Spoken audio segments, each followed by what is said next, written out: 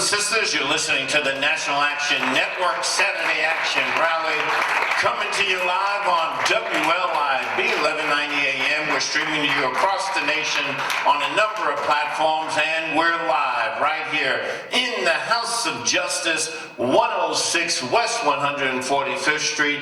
Call somebody. Tell them the action is on the air. Right now, I'd like all of you to get on your feet. Put your hands together everywhere. The president and founder of the National Action Network, the Reverend Dr. Al Sharpton. No justice. No peace. No justice. No peace. No justice. No peace. No justice. No peace. What do we want? Justice. What do we want? Justice. What do we want? Justice. When do we want it? Now. When do we want it? Now. When do we want it? Now. When do we want it? Now. Hug the person next to you. Tell them you love them.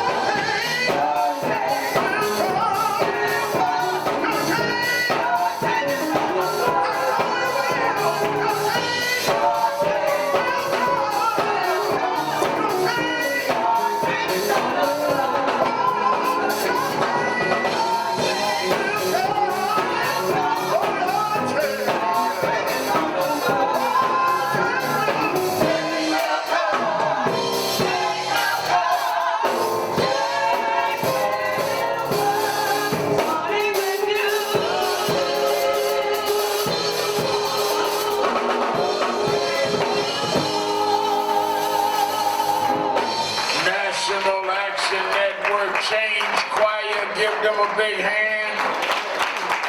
Give them a big hand. Certainly we're happy to be with you another Saturday morning for the Saturday Action Rally, and for you that are here live at the House of Justice, 106 West 145th Street in the village of Harlem. And you that are listening live on 1190 WLIB AM in New York, you that are watching live stream on www.nationalactionnetwork.net, as well as those that will be joining us worldwide on Impact TV. We are happy and blessed to be with you to give our report another Saturday where the action is. Give a hand to our presider, Attorney Michael Hardy.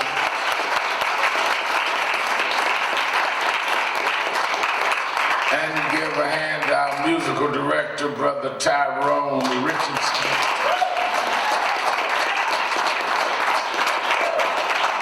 And certainly we were touched and inspired by Reverend Michael Updegrove, Solid Rock Baptist Church in Brooklyn. Certainly glad to have him with us, giving us a word this morning. Well, let me emphasize, as has been stated, there's not a black news channel 24 hours a day.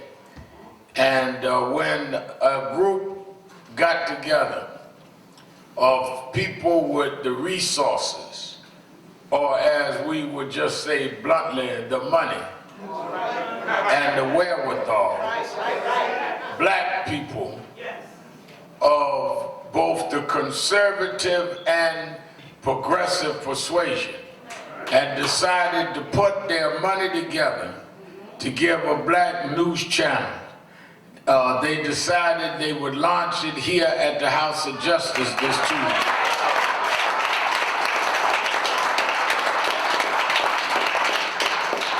So, and I told them it was appropriate because a lot of the movements that we've seen over the last decades came right here. Barack Obama campaigned right here and at our convention and became the first black president, and on and on and on. Whether it was the Trayvon Martin case, Sean Bell case, all of these things right here. We brought James Brown, the Godfather Soul's body, here and walked it down to the Apollo for his funeral. So on Tuesday night is another one of those history events where we will launch for the first time a 24-hour, 7 days a week black news channel right here on the stage of the National Action Network. And I want Lottie, Dottie, and everybody to be here with us at 6:30. That's 6:30. That's easy, because that's for y'all that still look at watches. I know a lot of y'all look at your cell phone for the time. But a lot of y'all that look at watches, I use both. But a lot of y'all look at watches, that's when both hands is on the 6. Both hands, make it real easy for you. 6:30 right here. Cheryl Wills, we know her in New York, at New York 1. She will be moderating, and Cheryl Wills will be here hosting, along with Ben Chavis, and many of you know Ben Chavis, former head of NAACP. He now heads the National Negro Press Association.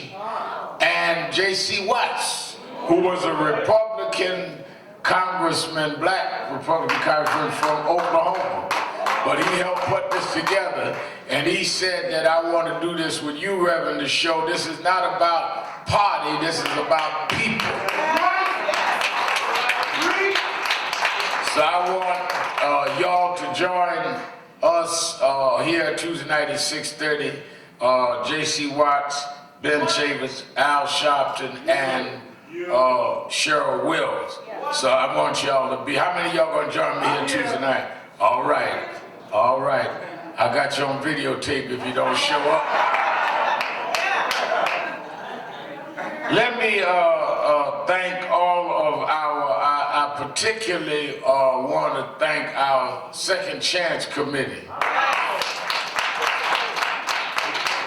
Where's Victor Payne, if he's in there? And those of you that went to Albany standing up on these issues. And I thank all of you that went, because I think as our committees under Bill Griffiths presiding, and those that have led the chapter, and our regional director, Derek Ferguson, who's been making sure all of this coordinates well. And I stay on them. You know, folks like to grow in the organization, but Stephen Marshall, Minister Marshall, who grew up here, tell you the higher up you get, the closer you get to me, the more flack you're gonna take. Because I'm gonna burn the rust off you to make you better than better. But one of the reasons that I'm hard on my staff is because I've seen too many organizations come and go. And unless you are strict and disciplined and focused, you will not make it. And if you really love the people and really are about about the work you say, you will make it work because the work is more important than your feelings.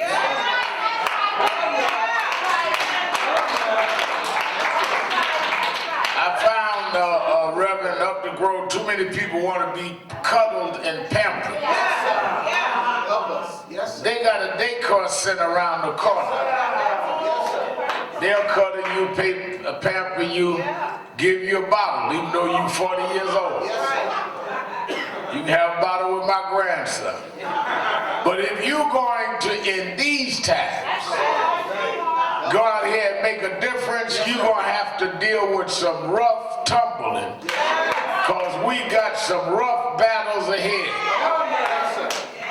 And only the strong will survive. I met people that were talented, that were gifted, that could do many things that others couldn't, but they were too weak to go to battle and survive. I don't care how good you are. If you are too weak to stand up and hold up, you will never get anywhere. I was watching Michael B. Jordan had a film out, Creed. You know, Stab downloads stuff for me, and I had to go to California this week, so I watch all the stuff they download while I'm on these long flights. I read and watch stuff, because I don't go to sleep too much on planes, because I don't know who's sitting next to me.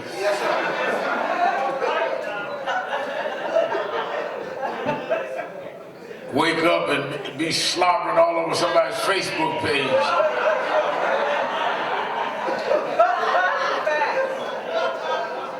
So I try to stay alert.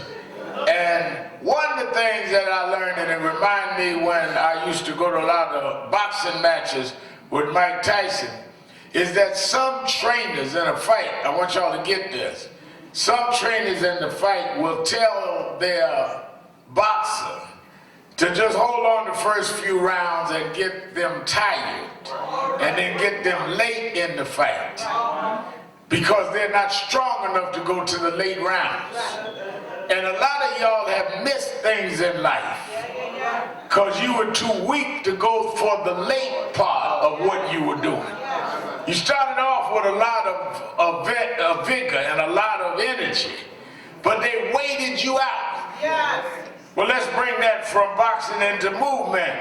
What the system does is try to wait you out. Something happens, you react. We rally, we march, we raise sand.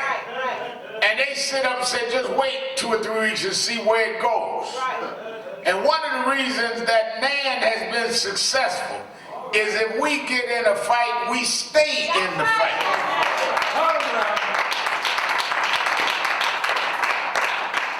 It took 5 years to deal with Pantiello being fired for choking Eric Garner. But we kept on fighting. That's why we meet every Saturday. I don't understand these groups, Mr. Marshall, that have 3 meetings and then we go settle down for a minute and figure out where we're going. We meet every Saturday, 52 weeks a year for 29 years. And if nothing else, it keeps us strong. Every car needs a tune-up. Let's welcome our family Impact Television all over the world. You cannot keep running a car without getting it a tune-up every now and then. So the reason National Action Network meets weekly here in Detroit, many of our chapters, is because you need a tune-up.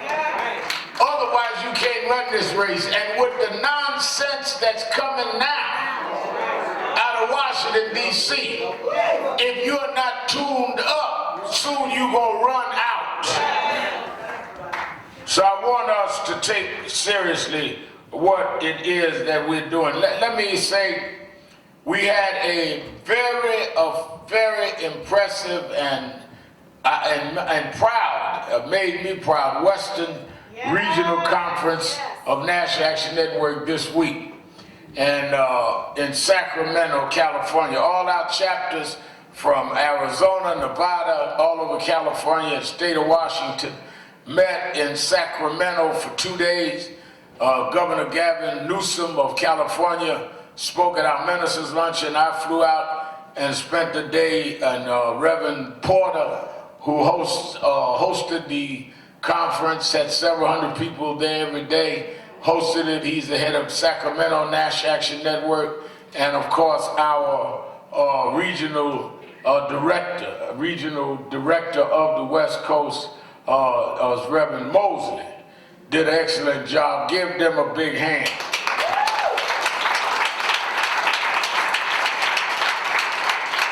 Tomorrow, you that are watching in our Florida area, I'll be in Miami at the Trayvon Martin Foundation. This week was the 25th birthday of Trayvon Martin. He'd have been 25 years old. And his mother formed a foundation to keep fighting for justice and to keep fighting for fairness. And Gwen Carr, Eric Gardner's mother's already there. I'll be there tomorrow for the dinner that they have every year. Sabrina Fulton and Tracy Martin with the family of Trayvon Martin. Like I said, a lot of folks leave. I stay with these families forever. I talked this week to Michael Brown Sr. Of Ferguson. I don't ever stop. Mrs. Diallo and I stay involved. That happened way back in '99. Because this is not about you making a headline. This is about us getting ahead. So I want all of us to be aware of that. So Tuesday night, I'll be here for the launching of the Black News Channel with J.C. Watson, Ben Chavis, and then but I will be in Miami tomorrow. I've traveled this week to California and Washington, tried to get to New Hampshire, but the flights was canceled due to the winds.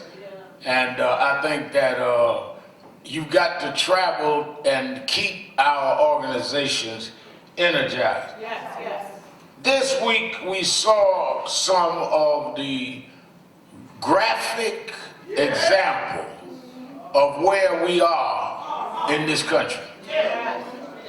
When the United States House of Representatives charged Donald Trump with 2 articles of impeachment and said, one, that he abused power, and secondly, that he was in contempt of Congress. And they predicted that the Republican majority Senate would not convict him. And I'm going to have one of the jurors, because the senators, they call jurors in an impeachment trial.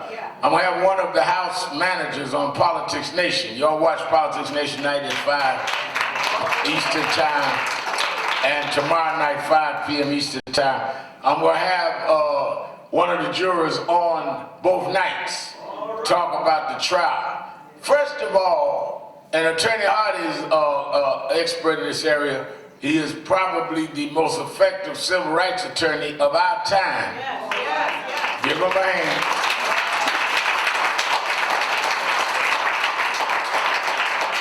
And it is unprecedented that you have a trial without the documents or a witness. Now, you have a trial where the defense says, I don't need a witness because you didn't prove a case. Is that not right? That's sometimes done. We wait, we don't need a witness, we go to the jury because we don't think the prosecution has proven a case. But you don't have a trial where the prosecutors can't present a case. I want y'all to get this right. They were not allowed to present a case because they had witnesses and documents that they were not allowed to present. So therefore, how did the Senate vote on evidence that was never presented? So this was a mockery of of the impeachment procedures, because you can't find someone innocent of what you never was able to even review. One thing if they let John Bolton testify and Mulvaney testify and looked at all these emails that it directly implicated the president with stopping the funds for the Ukraine until they did what he wanted against Joe Biden and said, well, I don't believe it, or it wasn't credible, or it didn't reach the level of what I want. Is one thing if you did that.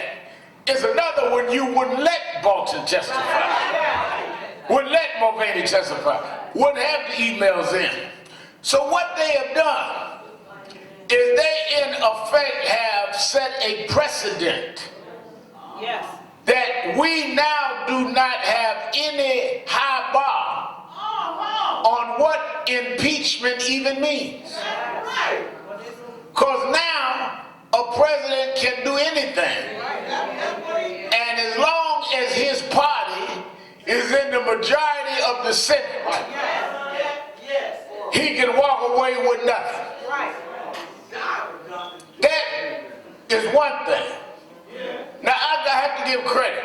I have never been a fan of Mitt Romney. And y'all that watch my show on MSNBC know I call him Willard and I deride him. But I respected what Mitt Romney did the other day.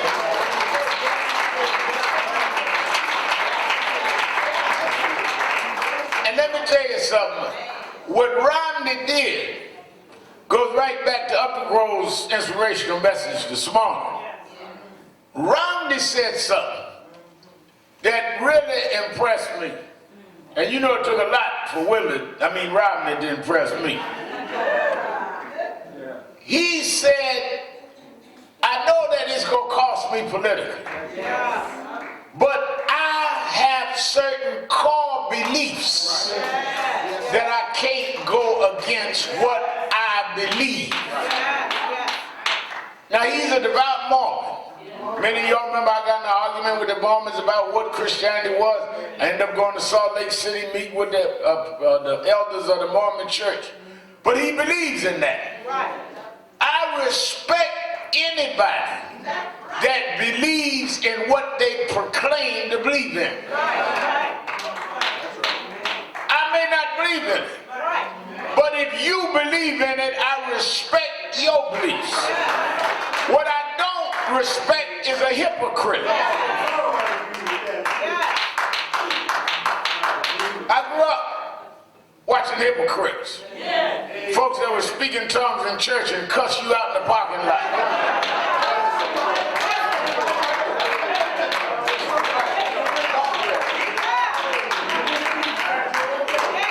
Folks that are saying if I could help somebody and walk past homeless folk right in front of the church while they got their hallelujah shout on. I grew up with folks. I had friends of mine that were Muslim and some Jewish. They would go to lunch and order pork chops. I respect you if you believe what you say. Because first of all, didn't nobody make you say it. So do you, but be who you say you are. But if anybody, including the President of the United States, can make you go against what you claim to believe, then you really didn't believe it in the first place. Let me put it this way. If you study the Bible, no one that God used did he not test whether they really believed in what they proclaimed.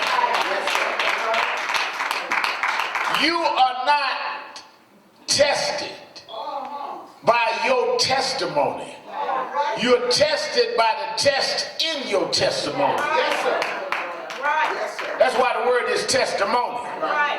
Y'all want to go to the money without the test. Y'all want to have a party without the test. Even Jesus, according to the Bible, was brought up and the devil showed him the powers of the world and said that I'll give you all of this. Look at it.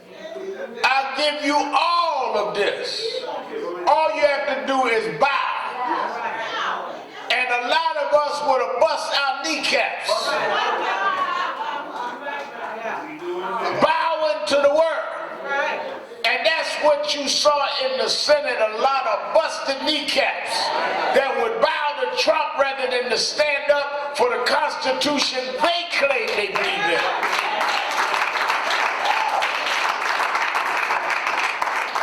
Then you go the next day. That wasn't the worst part. Bad enough they went ahead and acquitted him with the evidence not presented. Then the next morning they have a prayer breakfast. National prayer breakfast. And all of the faith leaders and and assemble, and it's done no matter who the president is. And the main speaker got up and talked about bringing people together and unity and leaving our acrimony aside. And Donald Trump, the president, sitting on one side of him. And Nancy Pelosi, the Speaker of the House, sitting on the other side. The night before, at the State of the Union, the president walked up on the platform and wouldn't shake her hand. Before she tore up the speech, now he would not shake her hand. Let's start, because they want to talk about Pelosi tearing up the speech. First thing is that it's never been done where the President of the United States would not shake the hand of the Speaker. He is in her chamber. He's a guest of the House. Walk up on the platform, she's right there on the platform, and he turned and wouldn't shake her hand. So at the end of his speech, where he gave a blatant, vociferous racist, Rush Limbaugh, the highest award of a civilian in the United States, a Medal of Freedom. He's supposed to be given a State of the Union, and he turned it into a reality show. Because that's who he is.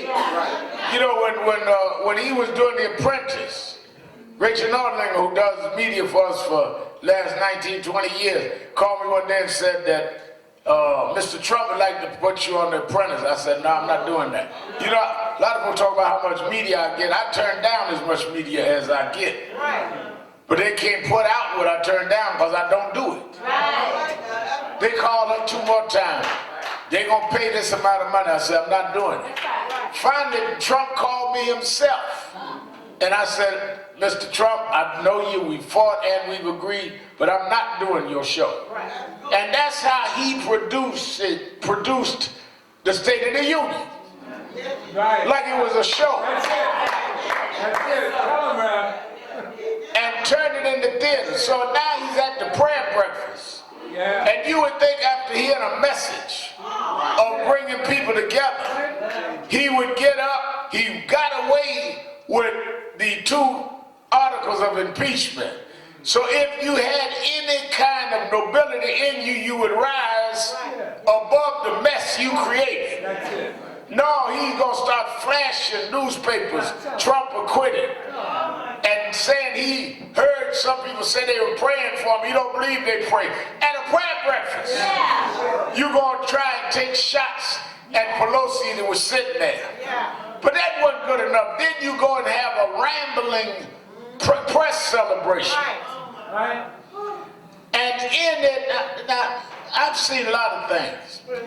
But the President of the United States is going to stand up there and call the former FBI director a sleazebag, standing up in the White House in front of the government seal, and said that if when I fired, talking about James Comey, when I fired that sleazebag, they started ratting on each other. Now that's the language of gangsters.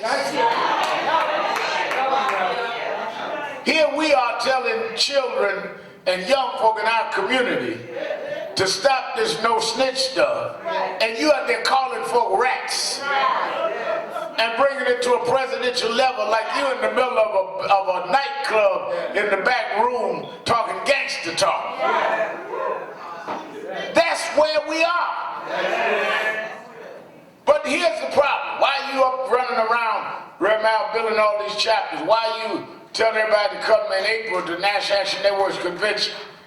Because if we do not build an infrastructure to protect our community, if we don't build an infrastructure that helps to deal with voters that are being purged, they purged 300,000 voters in Georgia, and the courts upheld it.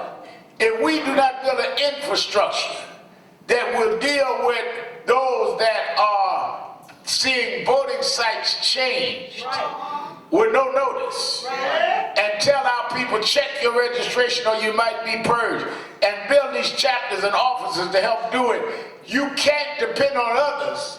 Because look what happened in Iowa. They couldn't even have a caucus and count the vote. I'm not depending on nobody else to save us. We must do it ourselves.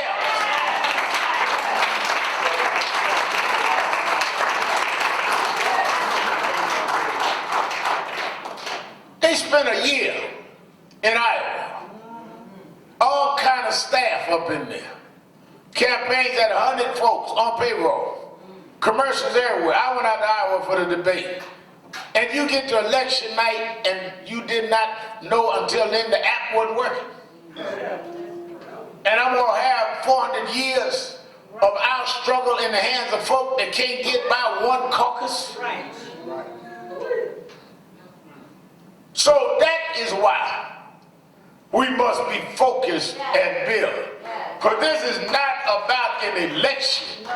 It is about a nation and a people. And whether or not we're going to continue this fight, no matter what.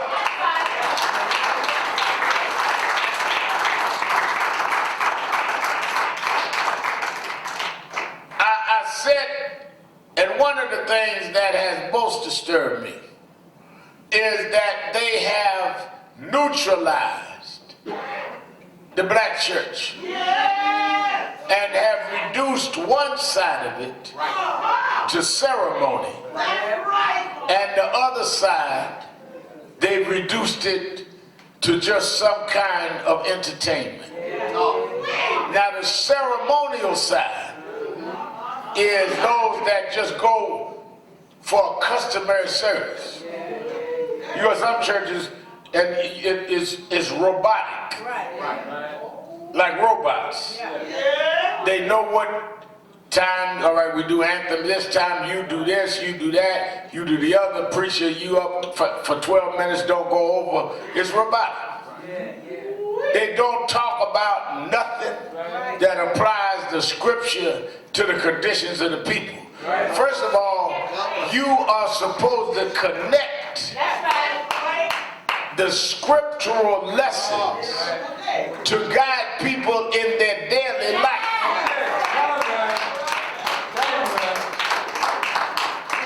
Telling me about what God did and not connecting to that God can and will right now makes not God irrelevant, but your message from God irrelevant.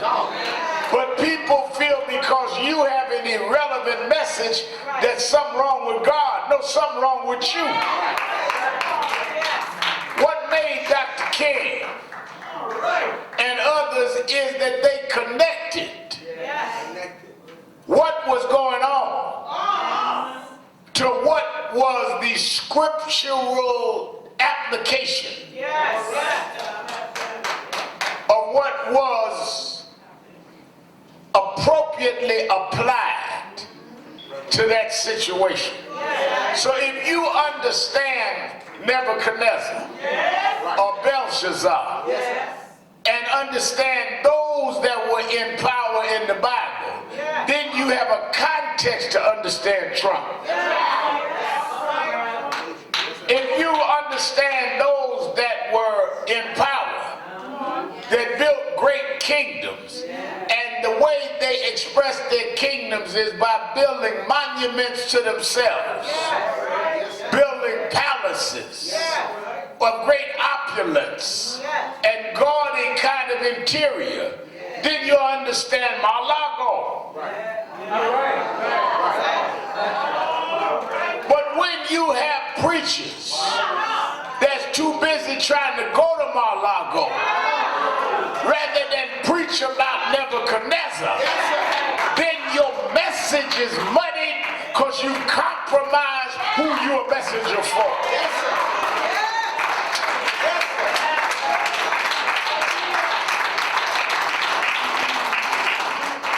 Somewhere I read that they told Jesus all they had done, went through their background, went through all of their resume of righteousness.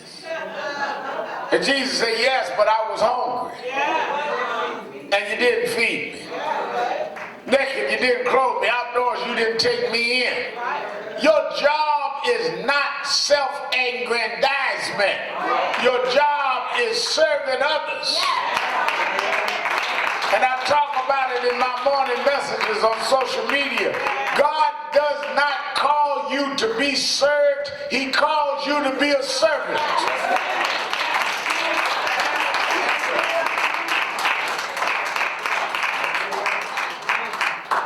Then on the other side, the entertainment, where you have those that have no content, talk about nothing, but just make you feel good. So you go down to the entertainment show, and they make you feel good. Everybody over there, get on up. Everybody over there, turn to it, wave your hand, do the hand, do the hand, do the hand, do your hand, do your hand, turn around and do your butt, do your butt. Just feel good. Ain't no melody, ain't nothing, just your hand in your butt. Well, you had that before you left home. You could have kept your money in your pocket, got up in the mirror, did your hand in your butt, and go to bed. Same thing with pulpit entertainers.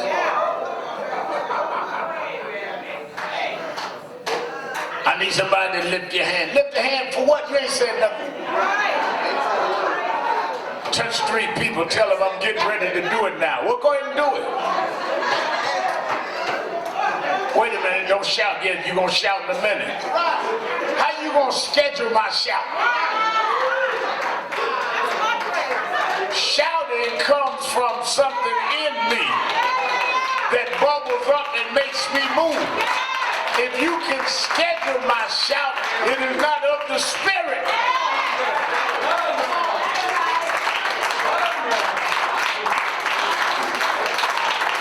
If you've been through what I've been through, if you had bills you couldn't pay, corners you couldn't turn, court cases you didn't know what the judge was going to do, and God brought you through, you can't tell me to hold my shout. I will shout because I got through.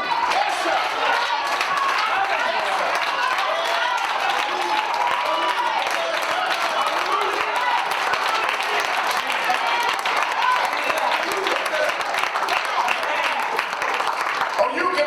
Shout, because you ain't never had a bill you couldn't pay.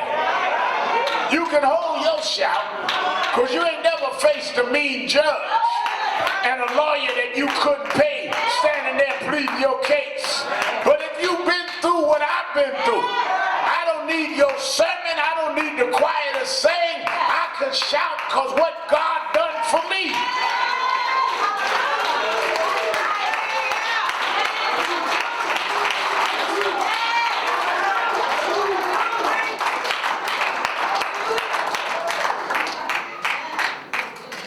Entertainment, no message, no content, no theology, just entertainment. There are pastors' studies, and dressing rooms. No books, no videos, but But they can show you 12, 13 different outfits that they trying to decide which one they gonna wear. Like being in the wardrobe room of an entertainer. Our people don't need ceremony or entertainment. They need the deliverable message that will strengthen them to fight the battle and fight what God had made them to be. Well, Reverend, I stay in the book. Well, show me in the book what Moses was wearing and what his study looked like.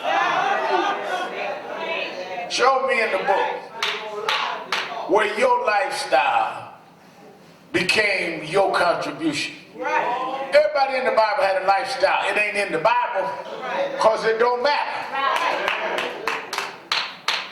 They had family, they had all of that. It don't matter. What matter is what you do. Don't nobody care about you had good threads. Good. If that'll help you do what you got to do. And that is why in Black History Month, we need to be telling the history of what God did with us, through us, and for us to encourage and inspire us through this time. That we've been through challenges before, and our history tells us that we are equipped and built to deal with the challenges now. If you understand where we come from, then what you looking at as a mountain ain't nothing but a molehill. Don't turn a molehill into a mountain. Trump ain't that big and bad. We fought folks bigger and badder than Trump. Study your history.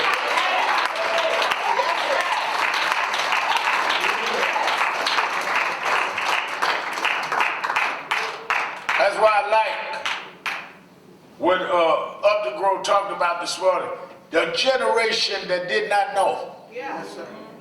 I was listening this week as we saw this back and forward about Kobe Bryant.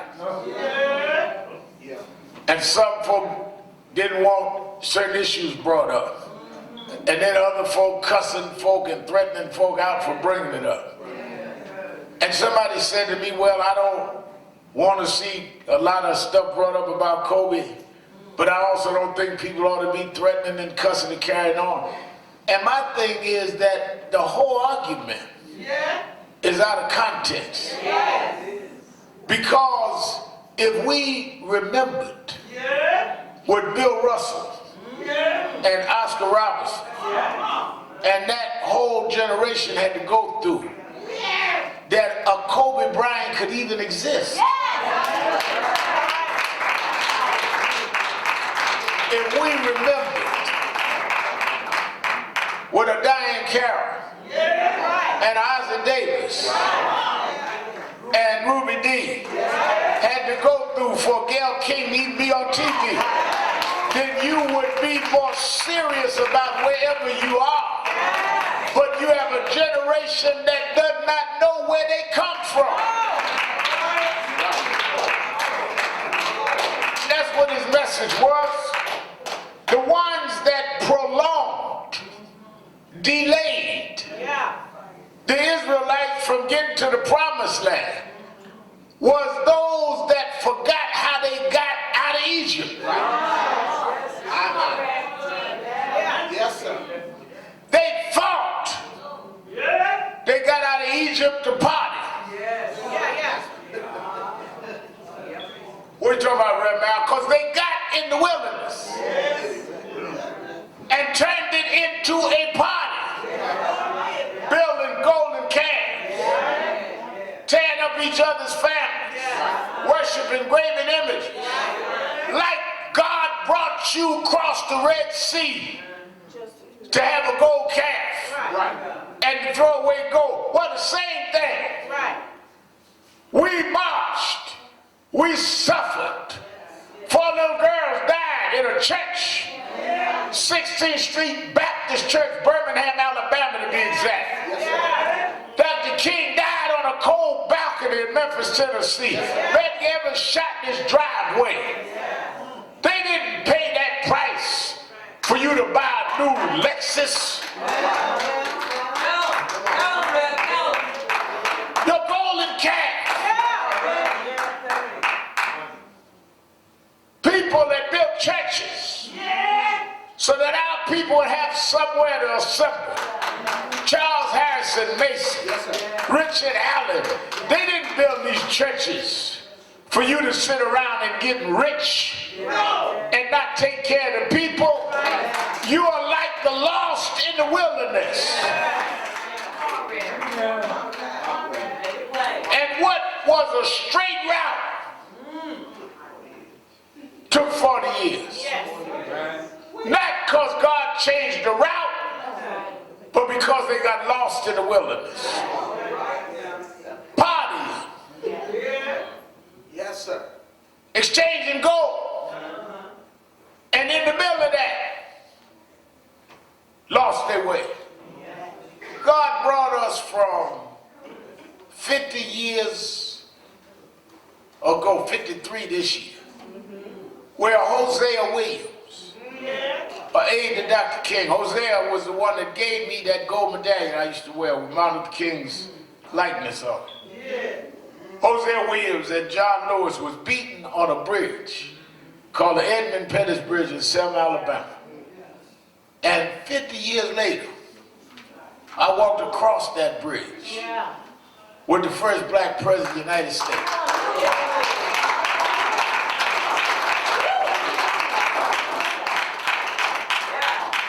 And you got lazy and self-indulgent under Obama.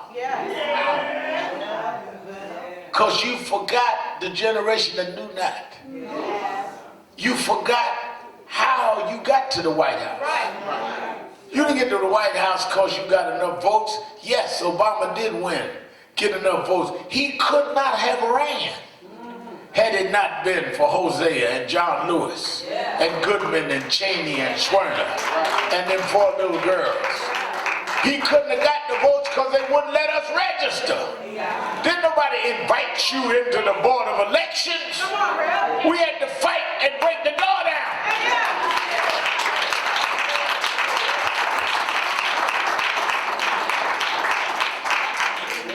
And our academics, that's why I got some of these big academics coming to our convention this year. Because I want them to remind, they are no different than the scholars in the Bible. They call them the wise men that did not have much wisdom. Because the wise men couldn't tell Nebuchadnezzar the writing on the wall. Wise men never did guide a Pharaoh in the right direction. It was always some prophet locked up in jail. It was always some prophet by the side of the road. It was always somebody that didn't have the letters behind their name. It was always somebody that everybody ignored and marginalized and thought they was crazy. But when the society got in the jam, they had to go to them because they never lost their connection with God.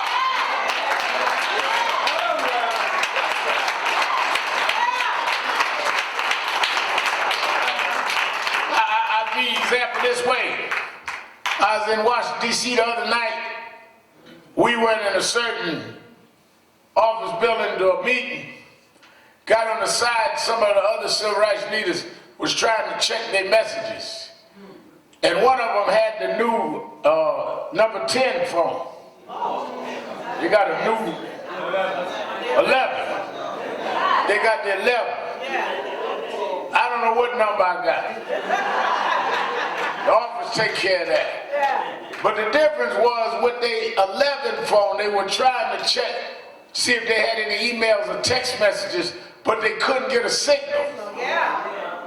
I started returning my calls. Because even though I didn't have a number 11, I had a connection.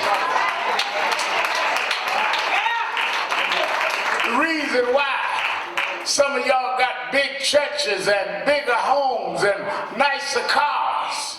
But y'all can't move nothing. And say, I don't understand why they pay attention to Sharpton, why he can make certain things move. Because even though I ain't got all of what you got, I'm connected. I never lost my connection.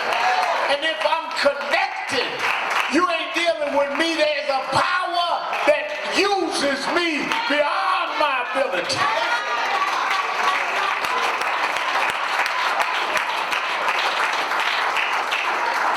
That's why Black History Month, I warn you, don't lose the mystery in our history. There's a mystery in our history. What you mean by that? How could folk that were sold like a bar soap, stripped of any dignity, names taken from them where they lost their identity, families sold to different places where they lost any connection? How could people given the worst diets had to eat hog guts for dinner, work in the fields all day and never get paid? How could those people survive? There's a mystery in our history. Nobody on the planet went through what we went through, yet we are still here.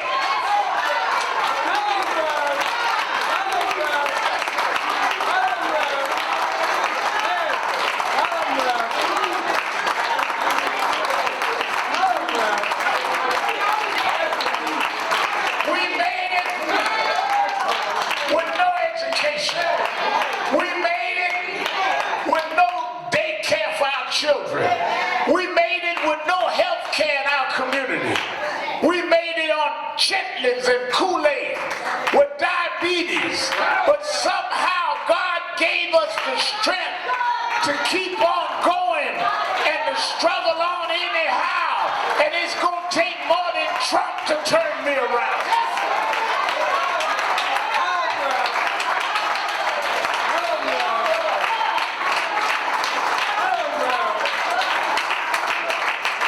Serve a God that'll take mess and give a message. I come from the lowest of lows, yet we going to the height. Because God want to teach you that if you bow to me, I'll make the high low and I'll make the low high.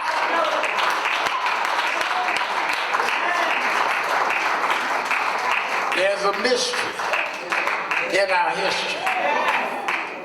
Yeah, everybody that has been authentically led by the Spirit gonna be tested. And every leader, Dr. King tested, indicted him as a crook, income tax, in the 50s in Montgomery. Next, took a knife and stabbed him here in Harlem. Tested. But if you can stand the test and keep your connection and not be seduced by trinkets and shiny objects, and God gets you prepared for the battle, you can win the battle if you know the battle is not yours, it's the Lord. I've been through many things, but it wasn't my battle, so it wasn't my fight. But if I step out of myself, and he that loses himself shall find himself, he that finds himself shall lose himself. They dragged me through courtrooms, they dragged me through investigations, but God made a way. There's a mystery in our history.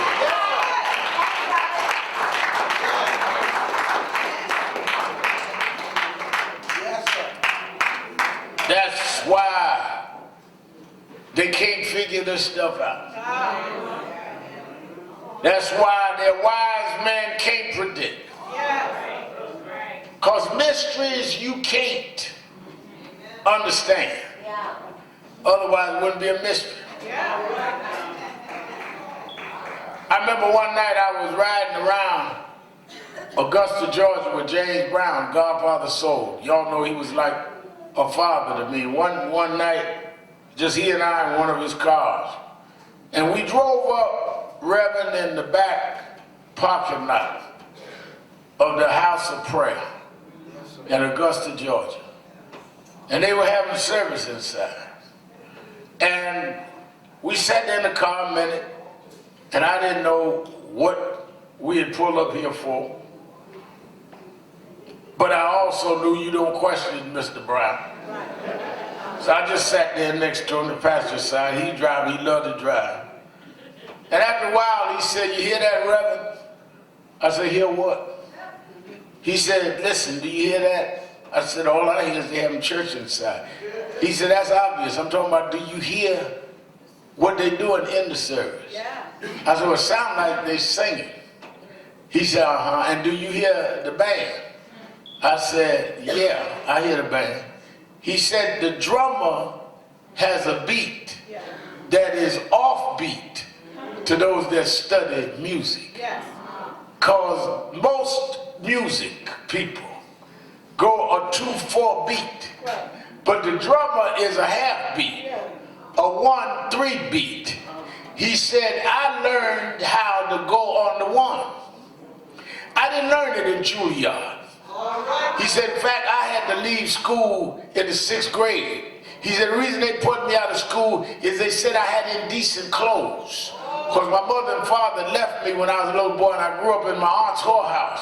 And I only had 2 outfits, and it was embarrassing, so they put me out of school. And I never went to music class. And I used to stand outside this church and listen to that choir and that band on the one. I didn't go to church because I was too ashamed because they already threw me out of school. But I took that beat, and I never lost that beat.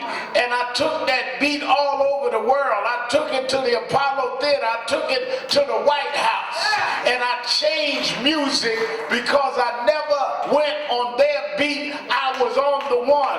Whatever you do, Reverend, if God gives you a beat, you stay on your beat. You stay on your connection. And I come by this morning to tell you, if anybody here from James Brown, tell them I'm still on the one. I don't care who's in the White House. I don't care who's in the Senate. I'm on a beat that opens up Red Seas. I'm on a beat that opens up Jordan Rivers. I'm on a beat that don't hear no backing up. Stay on the one. There's a mystery in our history.